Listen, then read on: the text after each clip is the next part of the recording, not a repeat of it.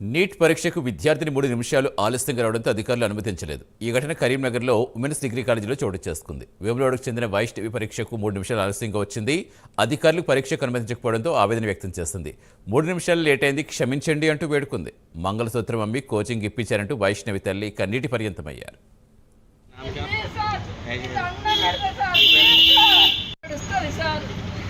ఒక్కసారి పంపించండి సార్, నా బిడ్డని సార్.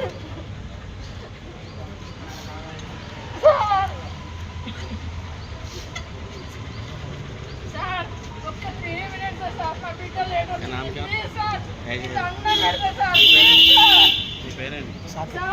సాకేత్ సాకేత్ పేపర్ का सर पेपर का सर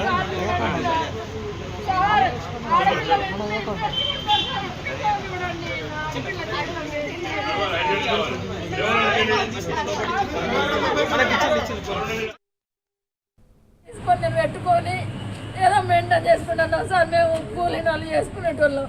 పిల్ల గోల్ ఉన్నది కదా అని చెప్పేసి 1,50,000 పెట్టిన హాస్టల్ ఫీజు ఏమో 60,000 కట్టి నేను కోచింగ్ ఇప్పించుకున్నా సార్.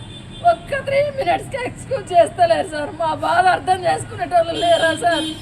నా ఒక్క పాపే ఉన్నది సార్. ఈ గేట్ మొత్తంలో నా ఒక్క పాపే ఉన్నది సార్. ఎవరు లేరు. ఆడపిల్లని కూడా అర్థం చేసుకోరా సార్? ఒక్క 3 మినిట్స్కే వాళ్ళు గేట్ వేసుకొని కనీసం స్పందన ఉన్నదా సార్? ఎవరన్నా ఆఫీసర్లు బయట ఉన్నారా సార్?